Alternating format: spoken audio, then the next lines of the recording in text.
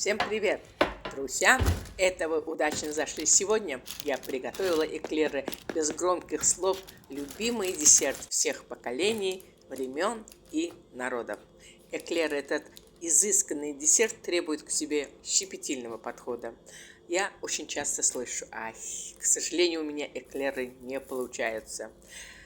Именно по этой причине в этом видео я хочу затронуть все тонкости приготовления эклеров. Поэтому, как бы я ни пыталась сжать видео по времени, оно не получилось таким коротким, как хотелось бы. Зато оно информативное и очень полезное. Кому интересно, оставайтесь со мной и давайте пройдемся пошагово рецептом приготовления эклеров этого изумительного десерта вместе. Итак, в сотейник с толстым дном отправляю 100 грамм сливочного масла. Сюда же наливаю 1 стакан воды, вода холодная, и насыпаю щепотку соли. Вместо сливочного масла, наверное, можно положить и маргарин, только качественный и с высокой жирностью. Сотейник ставлю на огонь средний.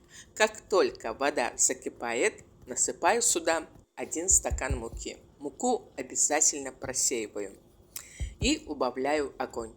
Непрерывно мешаю содержимое в сотейнике. Мешать удобнее всего силиконовой лопаткой или же ложкой силиконовой. Думаю, сегодня, слава богу, с этим ни у кого нет проблем. Но если по каким-то причинам ее у вас нету, силиконовую лопатку можно заменить деревянной. Периодически мешаю тесто почти непрерывно, довожу его до кипения.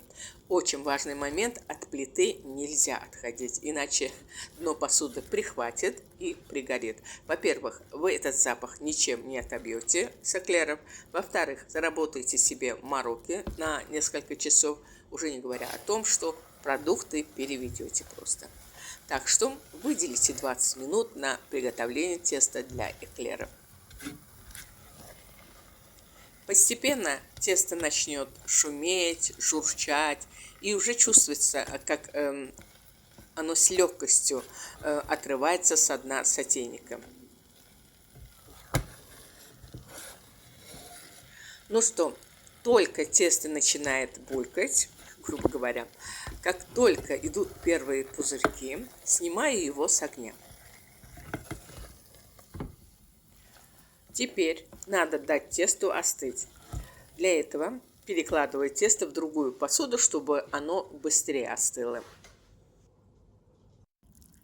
Да, хочу показать вам дно сотейника. Вот несмотря на то, что сотейник побыл на плите примерно 20 минут, дно у него чистое. А по ходу, когда тесто остывается, чтобы сверху тесто не покрылось корочкой, его или надо периодически мешать, или надо покрыть стретч-пленкой в контакт. Я, как всегда, выбираю, что попроще. А пока остывает тесто, подготовлю крем. Также в посуду с толстым дном насыпаю 1 стакан сахара, туда же отправляю 1 яйцо. Взбиваю их слегка веничком, миксер не нужен. Лично я никогда для эклеров не пользовалась миксером. Все всегда получается, все отлично, все превосходно. Сюда же отправляю полстакана муки и четверть стакана крахмала. Муку и крахмал я обязательно просеиваю. Теперь хочу подчеркнуть несколько моментов. Смотрите, крем я готовлю заварной для эклеров. Но в принципе он может быть любой. Крем может быть заварной, классический со сгущенным молоком. Многие сейчас готовят крем для эклеров со сливками. Смотрите уже сами. Но лучше всего для эклеров подходит заварной крем. Еще такой момент. Крахмал.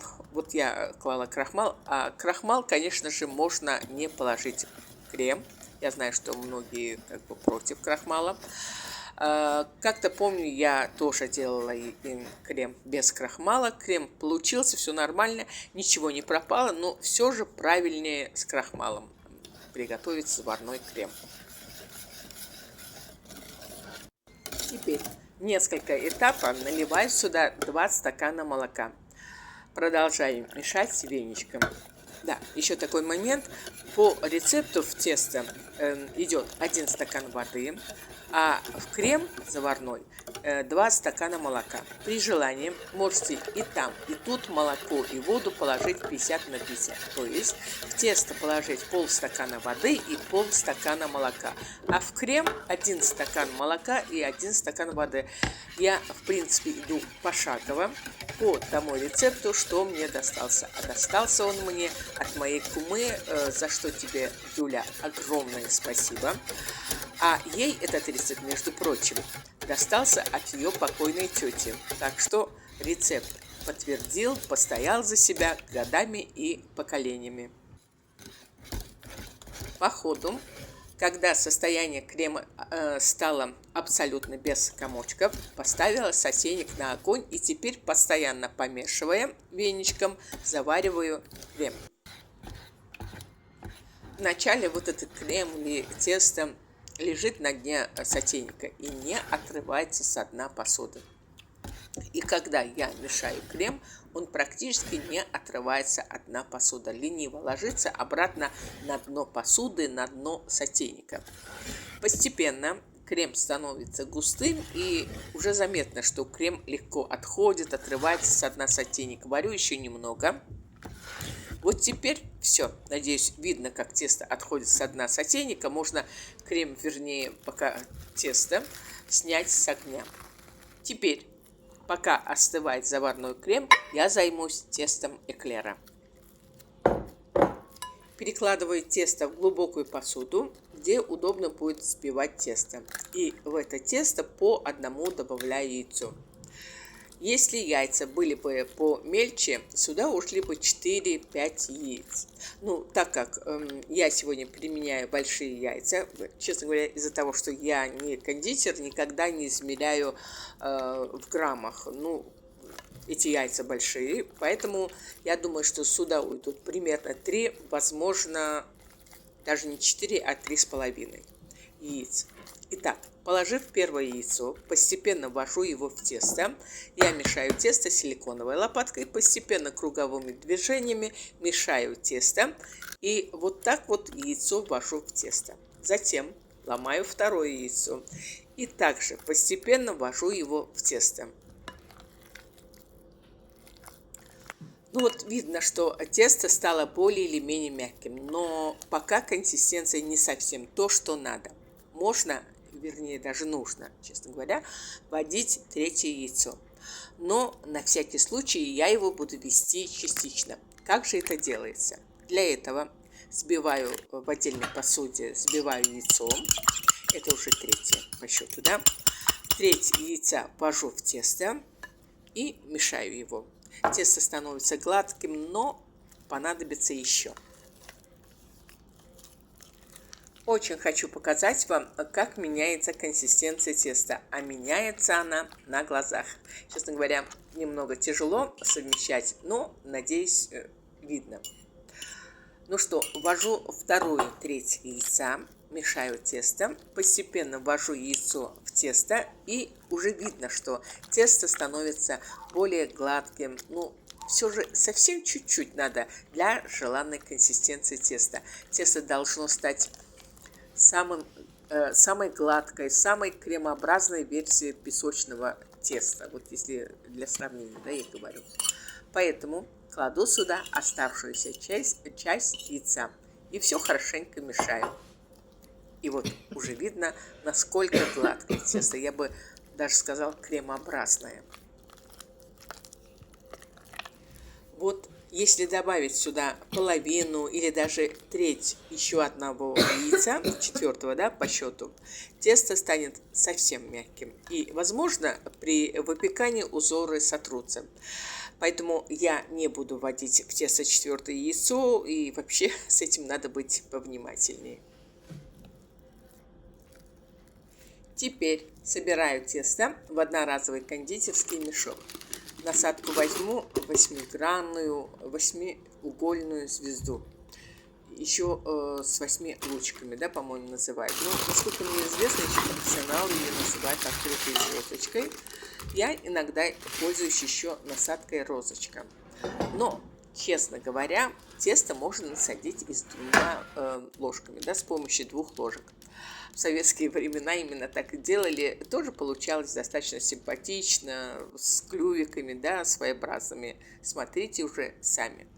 Да, еще на этом этапе можно уже включить духовку. Выдавливая тесто, а клювики можно чуть-чуть попрессовать, что ли, привести в порядок влажными пальчиками, только без фанатизма. Тесто нужно отсадить на небольшом расстоянии друг от друга, так как при выпекании эклеры чуть-чуть увеличатся в размере. Из указанного количества продуктов у меня обычно получаются 14 эклеров диаметром 7-8 сантиметров.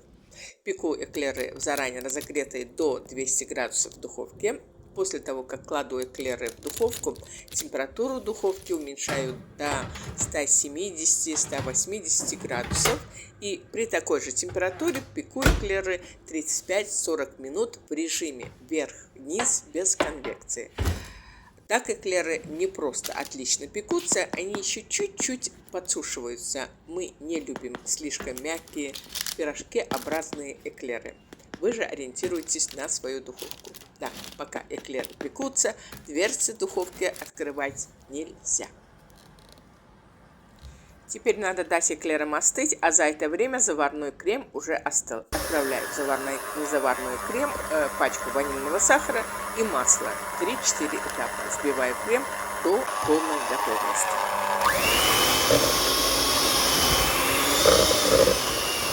В общей сложности в крем кладу 200 грамм сливочного масла. Масло я заранее достала с холодильника, нарезала на крупные кусочки.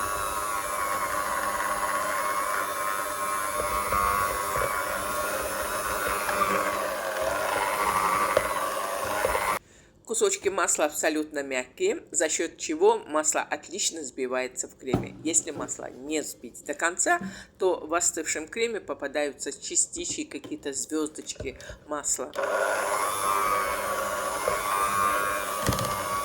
Ввожу в крем последнюю порцию масла и взбиваю его еще немного до полной готовности. Тут очень важно не перестараться и не перебить крем.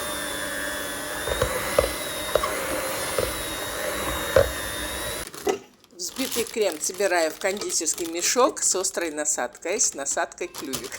Во всяком случае, я его так называю.